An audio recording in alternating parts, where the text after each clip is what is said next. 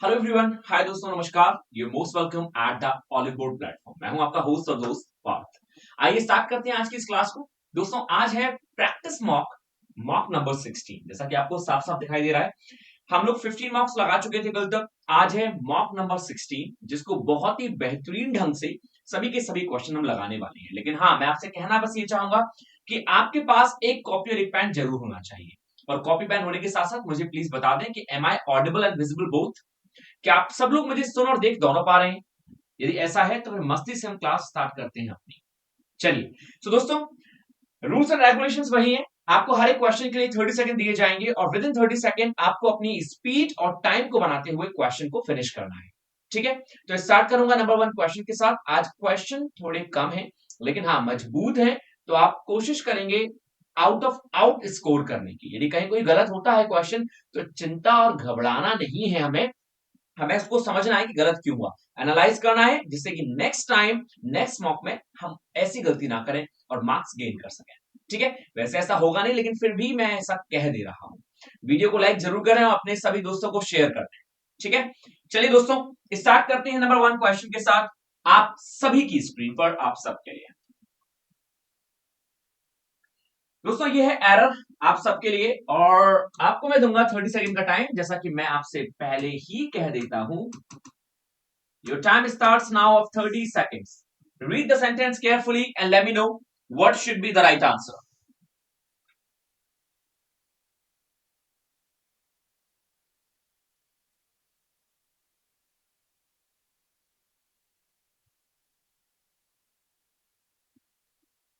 Sentence को ध्यान से पढ़ लें और बताएं क्या एरर होना चाहिए। Your time is running and it's going to stop.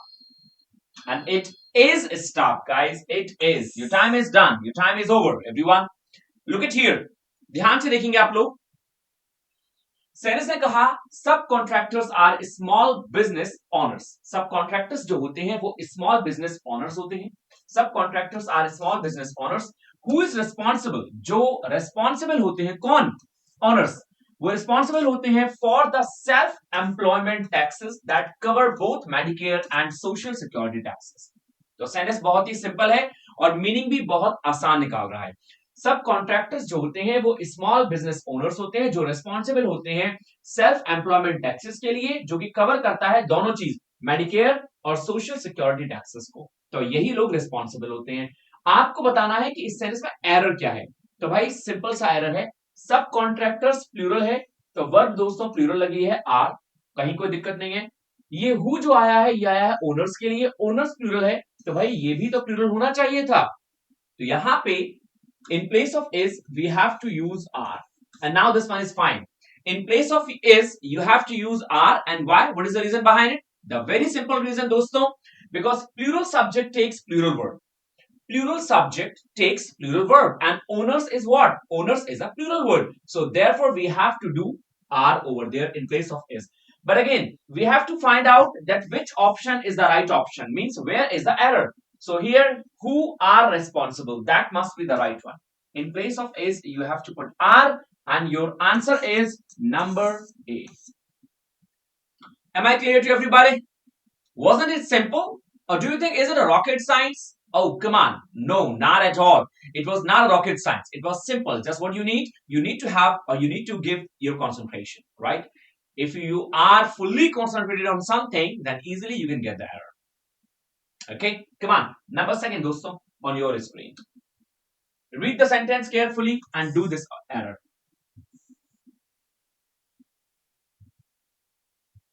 इस सेंटेंस को ध्यान से पढ़ें और बताएं क्या एरर होना चाहिए।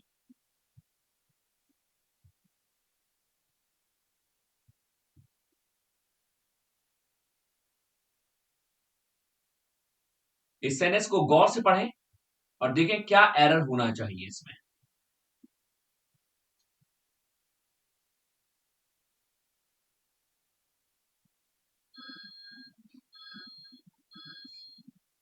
Here your time is up.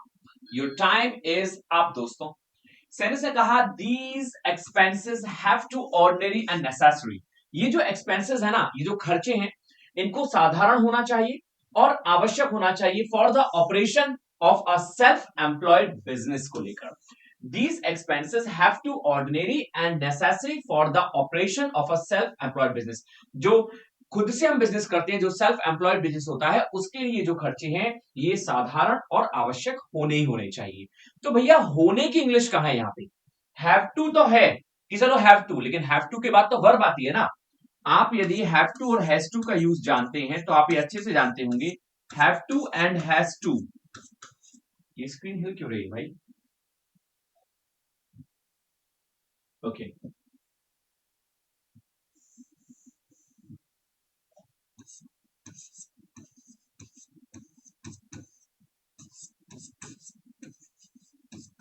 Have to and has to plus V first. Have to और हैज टू के संग हम वर्ब की फर्स्ट फॉर्म का यूज करते हैं, तो हैव टू और हैज टू तो है, लेकिन ऑर्डिनरी तो वर्ब है नहीं। ऑर्डिनरी तो एडजेक्टिव होता है, तो वर्ब कहां है? तो यहां पे हैज टू और हैव टू के बाद आना चाहिए बी, और बी जो है वो वर्ब की फर्स्ट फॉर्म हो जाएगी। अब सेंटेंस हो जाएगा आपका these expenses have to be ordinary. ये जो खर्चे हैं इनको क्या होना चाहिए? साधारण होना चाहिए और आवश्यक किसके लिए? यदि हम चलाना चाहते हैं, ऑपरेशन करना चाहते हैं सेल्फ एम्प्लॉयड बिजनेस का, तो हैव टू बी। तो भैया कहां पे है ये हैव टू बी? बार देख लेते हैं। These expenses have to be means be जो है वो आपका सबसे सटीक आंसर है। एरर कहां हो गया दोस्तों? Error is in B part. Why? Because have to and has to takes verb first, and we have to do and we have to write down be over there, right? Because verb is missing. Number third, आप सबके लिए आप सबकी screen पर, come on, read the sentence carefully and let me know. Sentence को ध्यान से पढ़ें और बताएं क्या एरर होना चाहिए। come on दोस्तों।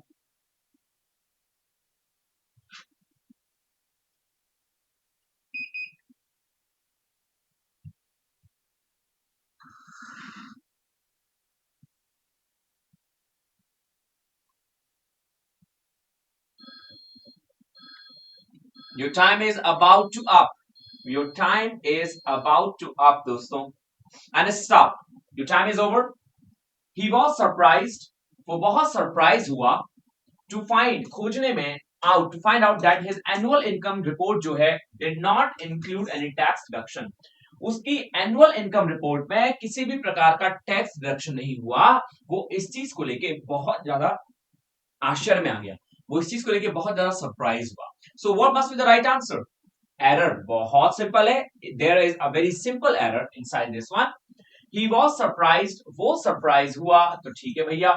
टू फाइंड, टू के संग वर्ब की फर्स्ट फॉर्म आती है, ये भी सही है। Out, find out that his annual income report did not past indefinite है, and with past indefinite we use V first, verb की फर्स्ट फॉर्म, तो डिड नॉट के संग आना चाहिए इंक्लूड। उरी बाबा, यहां तो भैया यूज दे रखा है included, so we are not allowed to use included, in place of included we have to use include. इस तरह सी में एरर हो गया। एरर कहां हो गया दोस्तों? सी पार्ट में। क्यों हो गया? क्योंकि डिड नॉट के साथ आपको वर्ब की फर्स्ट फॉर्म लगानी है। आप सभी बचपन से जानते हैं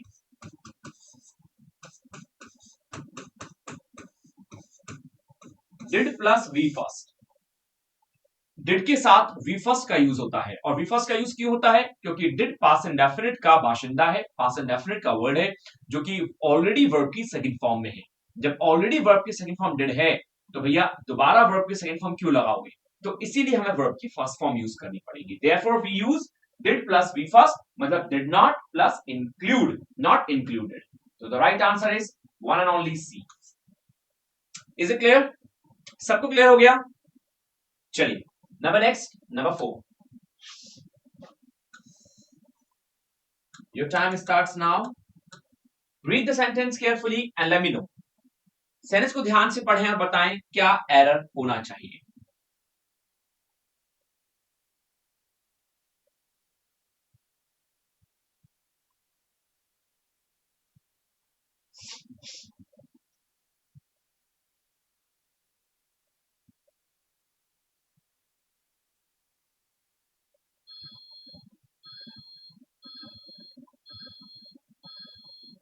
your time is up, your time is up दोस्तों।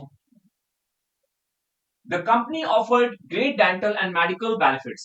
कंपनी ने ऑफर किया ग्रेट डेंटल, बहुत ही डेंटल बेनिफिट्स और मेडिकल बेनिफिट्स कंपनी ने ऑफर किए दिए, लेकिन एम्प्लॉयज जो है वो डिसअपॉइंटेड थे, वो निराश थे to the lack of vacation time, कि भैया उनको वैकेशन के लिए टाइम नहीं दिया गया। अरे धन्य हो एम्प्लॉयज, मतलब कहीं कुछ मिल रहा है कहीं कुछ मिल रहा है, तो तुम दुखी किसी और चीज के लिए हो गए। तो वही राइटर ने कहा the company offered great dental and medical benefits but the employees वे are disappointed to the lack of vacation time. Employees का कहना ये था भाई ये सारे बेनिफिट्स रखो अपने पास, हमें जरूरत नहीं है, हमें तो हमारा वेकेशन टाइम दे दो, हमें तो वेकेशन चाहिए। This is what the sentence is talking about. अब इसमें एरर क्या है भैया? अब आपने देखा कि सेंटेंस में एक बहुत ही सिंपल एरर होना चाहिए, और वो क्या होना चाहिए? जब आपने पढ़ा कि कंपनी ने ऑफर किया ग्रेट डेंटल और मेडिकल बेनिफिट्स, लेकिन एम्प्लॉय जो थे डिसअपॉइंटेड थे टू द लैक, टू से सेंटेंस नहीं बनेगा। डिसअपॉइंटेड अपने साथ हमेशा प्रीपोजिशन विद लेता है बच्चों। disappointed, distressed, displeased, alarmed, charmed, these are the some words which take with in place of any other preposition, so you have to use with in place of to. So we are disappointed with the lack of vacation time. किससे दुखी थे वो? जो vacation time था वो बहुत कम था, इस बात से वो बहुत दुखी थे। ठीक है, तो disappointed with must be the only right answer. Is it clear to everyone? सबको क्लियर हो गया? ठीक है, तो यहां पे क्या आना चाहिए? Word disappointed to the lack of, मतलब सी में एरर है क्योंकि टू नहीं आएगा, हम टू के प्लेस पे विद लगाएंगे, तो जल्दी से सी को आप सही मार्क कर लेंगे। ओके, कम ऑन, मूव करते हैं नेक्स्ट पे। नंबर 5, जल्दी से बताइए क्या एरर होना चाहिए? What must be the error in number 5 दोस्तों?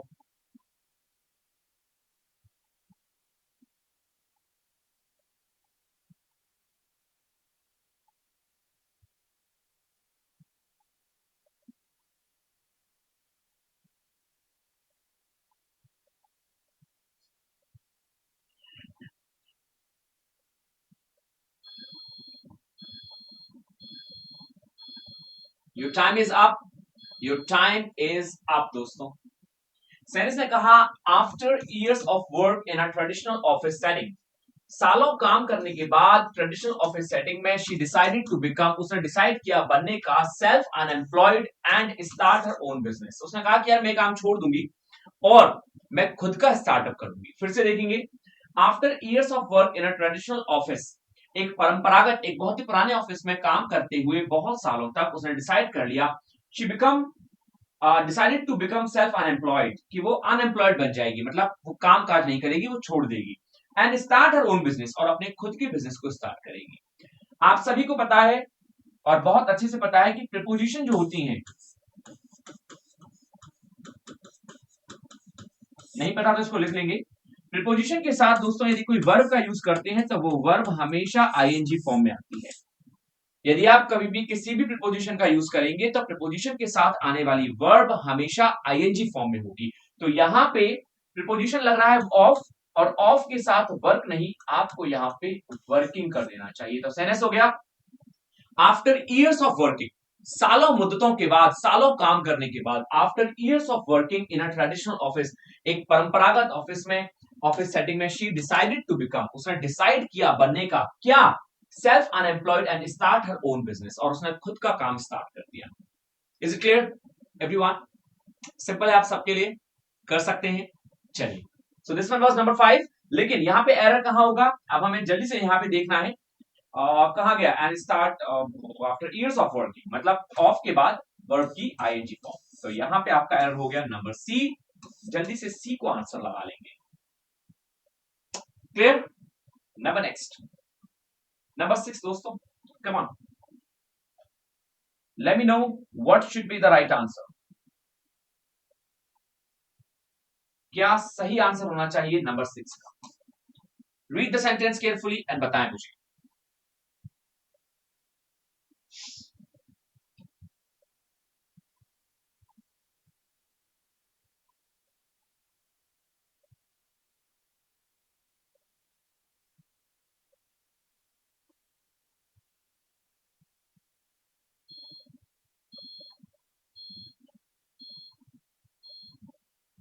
Your time is up, your time is up दोस्तों। बहुत ही सिंपल सा है सेंटेंस। ग्रामर को यदि आपने हल्का सा पढ़ा है तो आप अच्छे से जानते हैं। Despite of the drawbacks of working from home, मतलब घर से काम करने की जो ड्रॉबैक्स हैं उनके बावजूद ही एंजॉयड द फ्लेक्सिबिलिटी, उसने एंजॉय किया। Drawbacks, he enjoy the flexibility, उसने एंजॉय किया उस लचीलेपन को और लैक ऑफ ड्रॉबैक्स को इन हिज डेली रूटीन, अपने डेली रूटीन में। गजब सेंटेंस है भैया। Despite of the drawbacks of working from home, he enjoyed the flexibility and lack of drawbacks in his daily routine. तो आप सभी जानते हैं कि despite equals to in spite of होता है।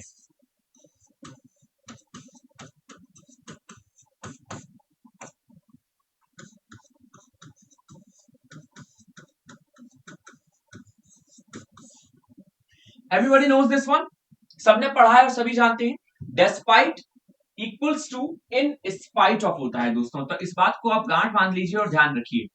Despite जो होता है वो किसको दिखाता है? वो in spite of को दिखाता है, लेकिन in spite अपने संग ऑफ लेता है और despite अकेला आता है। जी हाँ, despite equals to in spite of होता है, लेकिन despite के संग हम ऑफ का यूज नहीं करते और दोनों का ही मतलब होता है के बावजूद। They both are having the same meaning, के बावजूद, मतलब किसी चीज के होने के बावजूद ऐसा हो गया, right. So this is what we call despite और इन स्पाइट ऑफ। तो यहाँ पे डेस्पाइट के बाद आप ऑफ का यूज नहीं करेंगे, ये गड़बड़ है और ये गलत है। So we are not allowed to use of with despite because of can be used with in spite. So here the right answer must be in A because of must be removed, इसीलिए A is the right answer. A जो है वो आपका सबसे सटीक और सही answer हो गया। Am I clear to everyone? सबको क्लियर हुआ ये? Is there any single of my student, is there any single chipmunks of mine who is not clear with these, with this one? Everybody is clear, right? So should we move on to the next one? Video को like जरूर करते चलें और साथ ही साथ please दोस्तों share करें। Video को लाइक जरूर करें और साथ ही साथ इसे शेयर जरूर करें, राइट? चलिए मूव करते हैं नंबर नेक्स्ट पे, आ जाइए। नंबर 7 दोस्तों, आप सभी के लिए आपको बताना है कि इसमें सही फिलर क्या होना चाहिए। What must be the very right filler in the sentence? Number 7.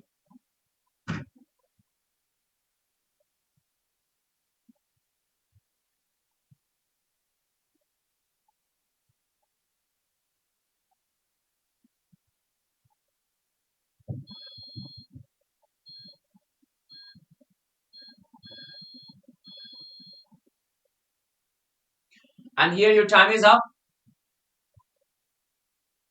Your time is up दोस्तों। In order to maximize, in order यदि बात करें maximize करने की, तो in order to maximize dash, employees often look for jobs that offer competitive salary packages and additional perks, right? Perks का मतलब भी दोस्तों लाभ होता है, additional जो आपको benefits होते हैं वो perks कहलाते हैं। तो यहाँ पे आपके पास ऑप्शन थे सेल्फ एम्प्लॉयड, बेनिफिट्स, टैक्सेस और ड्रॉबैक्स। तो यहाँ पे सही जो ऑप्शन होना चाहिए मेरे अंदाज से वो होना चाहिए दोस्तों बेनिफिट्स। क्यों होना चाहिए? What is the reason behind it कि बेनिफिट्स होना चाहिए? In order to maximize benefits, यदि हम बेनिफिट्स को मैक्सिमाइज करना चाहते हैं, बेनिफिट्स बढ़ाना चाहते हैं, तो employees often look for jobs, employees जो है वो जॉब्स देखते हैं जो कि कैसी जॉब देखते हैं? जो ऑफर करती है कॉम्पिटिटिव सैलरी पैकेजेस और एडिशनल पर्क्स। तो जितनी कॉम्पिटिटिव सैलरी होगी, जितने ज्यादा पर्क्स होंगे, उतनी ही ज्यादा आप अपने बेनिफिट्स को मैक्सिमाइज कर पाएंगे, अपने बेनिफिट्स को बढ़ा पाएंगे। तो बढ़ाना है हमें, तो बढ़ाने की इंग्लिश क्या होती है? बेनिफिट लेना। यहाँ पे सेल्फ एम्प्लॉयड का कोई सेंस नहीं निकलेगा, टैक्सेस और ड्रॉबैक्स का कोई सेंस नहीं निकलेगा। तो सेंटेंस आपका सही हो गया, one and only B, and that must be the only right answer. ठीक है, बेनिफिट्स जो है वो बिल्कुल सही आंसर हो जाएगा, क्योंकि यहाँ पे हमें मैक्सिमाइज करनी है कोई चीज जिससे हमें लाभ हो। तो किससे लाभ होगा? हमें टैक्सेस से लाभ नहीं होगा, ड्रॉबैक्स तो गलत आंसर हो गया, सेल्फ एम्प्लॉयड सेंसलेस हो गया। So one and only benefits is the right answer. चलिए नंबर नेक्स्ट दोस्तों, सिंपल था। नंबर 8 आप सभी के लिए, आप सबकी स्क्रीन पर number 8। Come on everyone, jump on the throat.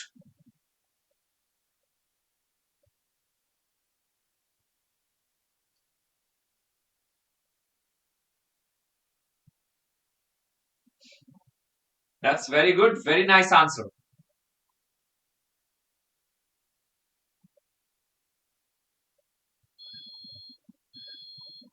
And your time is up here.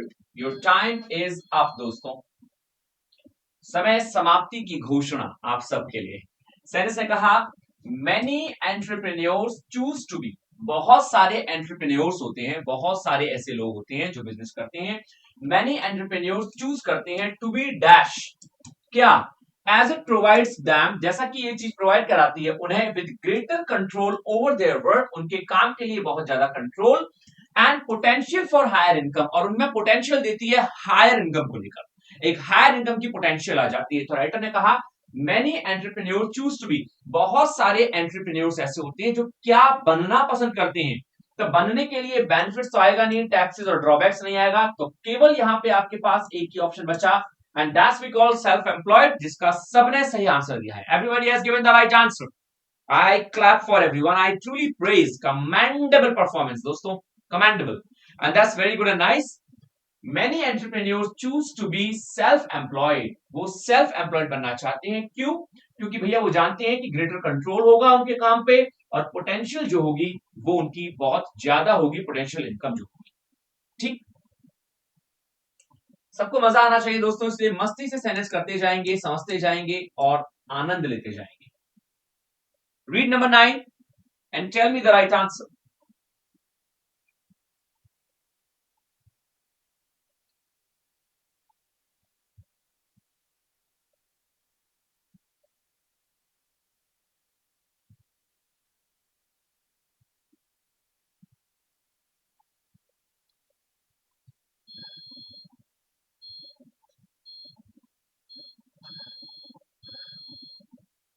Your time is up. Your time is up. One of the dash, one of the क्या. तो employed और बस employed कटेगा. यहाँ पे आपके पास तीन चीजें हैं, क्योंकि one of के बाद आने वाला noun हमेशा plural होता है, and everybody knows this one. After one of we use plural noun, right? So we have to use one of them. Drawbacks, benefits or taxes. So one of the dash of freelancing is the irregular income. मतलब freelancing का जो सबसे बड़ा एक खामियाजा है वो ये है कि इधर इनकम जो होती है वो इरेगुलर होती है. राइट? रेगुलर इनकम नहीं होती. ऐसा नहीं कि आप यदि 40,000 कमा रहे हैं तो आप हमेशा 40,000 कमाएंगे. हो सकता है कभी आप 90, 80 और 30 भी कमा सके. विच कैन मेक, और ये जो इनकम है जो बना सकती है फाइनेंशियल प्लानिंग को बहुत ज्यादा चैलेंजिंग फॉर इंडिविजुअल के लिए इस कैटेगरी में. तो फ्रीलांसिंग जो जॉब्स होती हैं, फ्रीलांसिंग जो होता है वो बहुत ज्यादा ही क्वेश्चन मार्क में होता है. राइटर का कहना ये है क्योंकि इसमें जो सैलरी होती है, इसमें जो आपकी इनकम होती है वो इरेगुलर होती है. तो वन ऑफ द डैश, तो क्या चीज होती है ये एक खामियाजा होता है जो मैंने आपसे कहा था, और उस खामियाजे की इंग्लिश होती है drawbacks. So the right answer must be again be, one of the drawbacks. बहुत ड्रॉबैक्स में से एक जो ड्रॉबैक है फ्रीलांसिंग का वो है इरेगुलर इनकम का होना, जो कि फाइनेंशियल प्लानिंग को बहुत चैलेंजिंग बना देती है, और एक पर्टिकुलर व्यक्ति की कैटेगरी को बहुत ज्यादा, इंडिविजुअल जो होती है उसकी कैटेगरी, उसको बहुत चैलेंजिंग कर देती है. ठीक है? I hope that everybody is pretty much clear with this one. Simple था. Number next, number 10.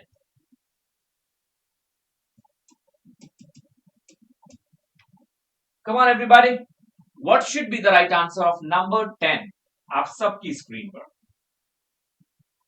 जल्दी से बताएं.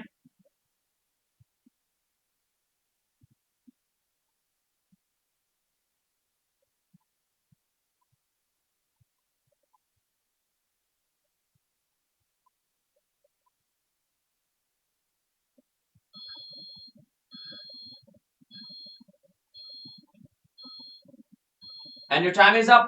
Your time is up here, दोस्तों. As part of financial planning के पार्ट के तौर पर, इट्स एसेंशियल, ये चीज बहुत इंपॉर्टेंट है, कंसीडर करना द इम्पैक्ट ऑफ डैश, प्रभाव किस चीज का, ऑन योर ओवरऑल इनकम, तुम्हारी पूरी इनकम पर, एंड सेविंग्स पर. तो what the writer has told you, as part of financial planning के पार्ट के अकॉर्डिंग या पार्ट के तौर पर ये बहुत एसेंशियल है, बहुत मुख्य है कंसीडर करना, सोचना प्रभाव को. किसके प्रभाव को? ऑन योर ओवरऑल इनकम, आपकी पूरी इनकम को, और सेविंग्स को उसका क्या, उसके टैक्सेस को लेकर दोस्तों। तो यहाँ पे सही जो ऑप्शन होना चाहिए वो होना चाहिए वन एंड ओनली टैक्सेस। क्यों, जब तो बनेगा द इंपैक्ट ऑफ टैक्सेस, के टैक्सेस का क्या इंपैक्ट होता है आपकी इनकम और सेविंग्स पर, इसीलिए दोस्तों डी जो है वो सही आंसर होगा। फाइनेंशियल प्लानिंग के पार्ट के तौर पे ये बहुत इंपॉर्टेंट है कि आप समझें कि क्या प्रभाव है टैक्स का आपकी ओवरऑल इनकम और सेविंग पर। जो टैक्स काटा जाता है उससे का क्या प्रभाव पड़ता है आपकी इनकम पर, और उसके बाद जो सेविंग होती है उस पर, ये समझना बहुत जरूरी है। तो इंपैक्ट ऑफ ड्रॉबैक्स, बेनिफिट्स और सेल्फ एम्प्लॉयड। दोस्तों आपने जो अभी तक फिलर की है उसमें आपने देखा कि जो एक फिलर है ना केवल वही चूज होना था और वही सिंपल आएगा वहां पे। तो यदि आप हल्का सा भी इसका मीनिंग निकालना जानते हैं तो आई डोंट थिंक सो कि आपका एक भी गलत हुआ होगा, आप प्रॉपर सही कर सकते हैं, राइट। आपका हर एक फिलर बहुत सटीक जा सकता है if you know how to get the meaning of the sentence, right. So यहां पे सही आंसर क्या हो गया, डी। नंबर नेक्स्ट, नंबर 11 दोस्तों, come on, your time starts now. Number 11. Read the sentence and let me know.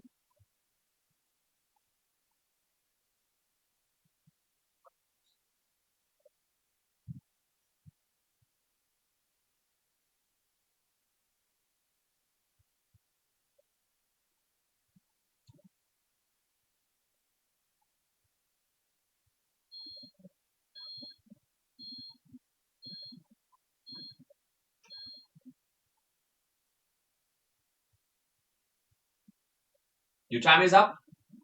Your time is up, दोस्तों। सेनेस ने कहा the IRS dash the income reported by a contractor and uses a relationship criterion to verify whether the subcontractor is indeed an independent contractor or an employee।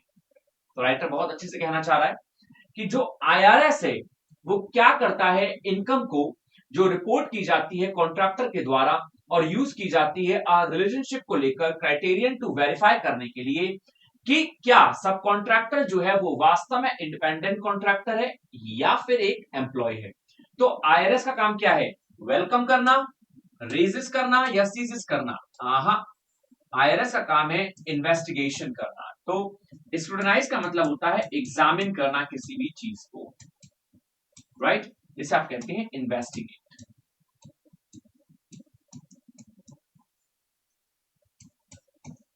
जब आप किसी भी चीज को investigate करते हैं, आप किसी भी चीज को एग्जामिन करते हैं, so this is what we call scrutinize. So you must know the right meaning of the word scrutinize. बहुत ही लॉजिकल वर्ड है, प्रॉपर वर्ड है एडवांस इंग्लिश का।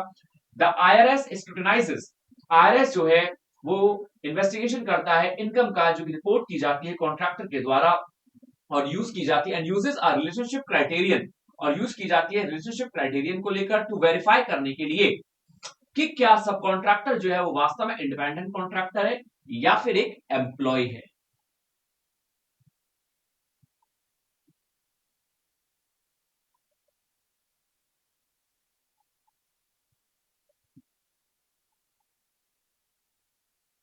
इज इट क्लियर दोस्तों, एक चीज ध्यान रखेंगे, यहाँ पे स्क्रूटनाइज जो वर्ड है वो आईआरएस के लिए आया है, आईआरएस स्क्रूटनाइजेस। इसी तरह ये जो यूजेस वर्ड है ना ये भी आईआरएस के लिए आया है। इसके लिए दो वर्ब आएंगे, आईआरएस इन्वेस्टिगेट करता है इनकम कुछ रिपोर्ट की जाती है कॉन्ट्रैक्ट के द्वारा, और फिर वो यूज करता है एक रिलेशनशिप, एक संबंध के क्राइटेरिया को।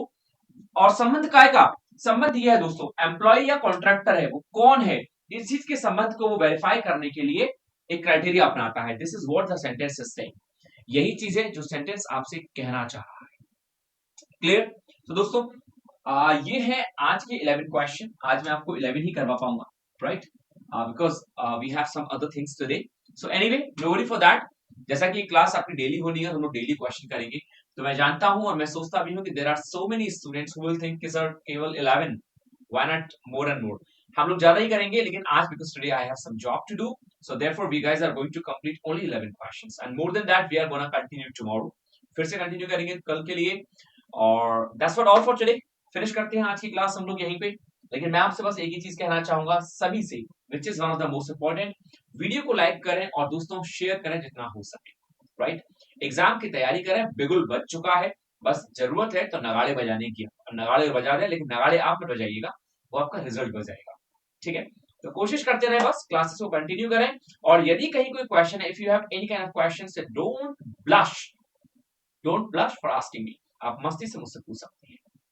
ठीक है, सो थैंक यू दोस्तों, टेक केयर ऑफ योरसेल्फ, फिर मिलते हैं कल की क्लास में ठीक शार्प 7 o'clock। सबसे पहले द हिंदू एडिटोरियल को लेकर, जिसमें सबसे पहले हम लोग वोकैबुलरी करते हैं, ग्रामर करते हैं, यूज ऑफ सेंटेंसेस कैसे यूज हुए हैं उनको करते हैं। और फिर नंबर सेकंड मिलेंगे दोस्तों 10 o'clock की क्लास में, जो कि सबसे ज्यादा इंपॉर्टेंट है आपके लिए, किसको लेकर, आपके 30 क्वेश्चंस को लेकर, किसके, एसबीआई स्पेशल को लेकर, क्लासेस को लेकर। ठीक है, बाकी सभी स्टूडेंट ज्वाइन कर सकते हैं इसको। So thank you, take care of yourself, stay happy, stay healthy, stay hungry. Thank you दोस्तों, नमस्कार।